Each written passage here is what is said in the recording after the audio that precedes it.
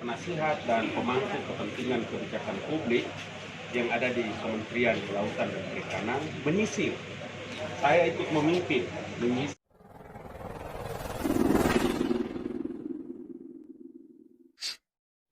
Jangan lupa like, komen, dan subscribe.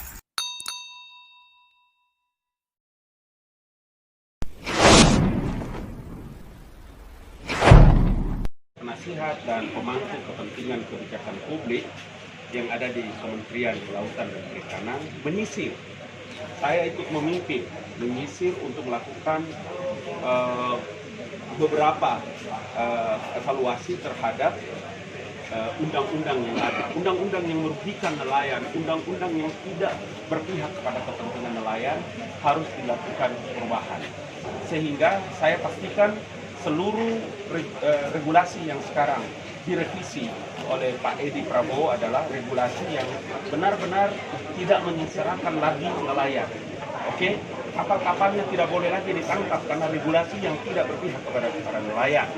Kemudian izin lobster dan lain-lain sebagainya. Itu sebabnya ya saya dari kantor staf presiden kemudian tentu untuk mengawal jalannya kunjungan beliau selama di Pantura yang lebih kurang 1 minggu sampai 28 hari ini, diharapkan agar semua yang menjadi perintah Bapak Presiden itu bisa dilaksanakan. Dan yang ketiga adalah ini cara kerja yang disebut oleh Bapak Presiden dengan extraordinary, melakukan langkah-langkah luar biasa, kemudian mendengarkan langsung kepada apa aspirasi masyarakat.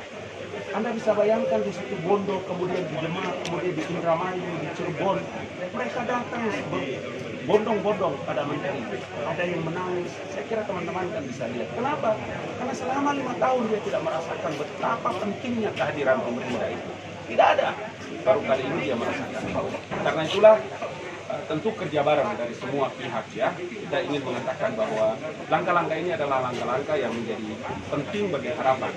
Sehingga siapa saja boleh memberikan masukan dan kritik, tapi jangan menyebarkan berita bohong, nyinyir, kemudian terkesan mengintimidasi dan mengadu-ngadu Menteri Edi Prabowo dengan nelayan.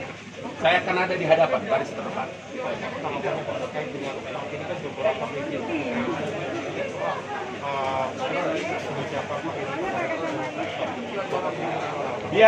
Biarlah dengan menyebarkan karikatur yang penuh kebohongan, memfitnah, mencederai harkat dan martabat.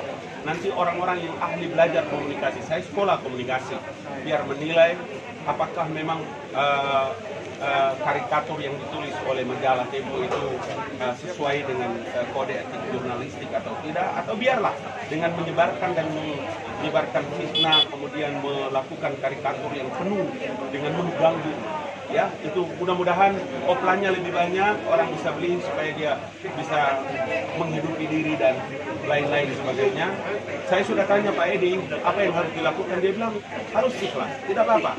Moga-moga majalahnya bisa maju dan terus meningkatlah dengan melakukan penyebaran berita bohong atau mungkin melakukan karikatur yang bisa menyebutkan secara pribadi ya.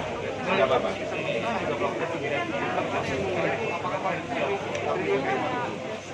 Ya, saya sudah dialog juga dengan Pak Menteri.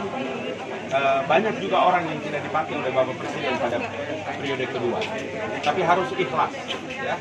Jangan tidak ikhlas kemudian melakukan teror-teror terus, nanti bisa kena penyakit jiwa, namanya post power syndrome.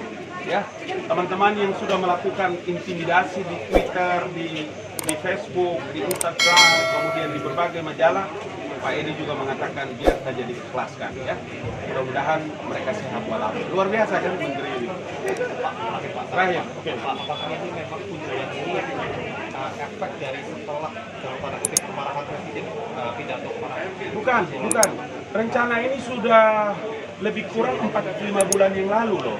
Tapi pas masuk COVID, maka kita harus juga taat pada ketentuan perundang-undangan tentang pembatasan sosial berskala besar, sehingga ditunda untuk menjaga antara Pak Gubernur dengan Bupati dan lain-lain sebagainya. Jadi sebetulnya ini bukan rencana baru, tapi ini sudah rencana lama. Begitu. Ya, terima kasih. Alhamdulillah.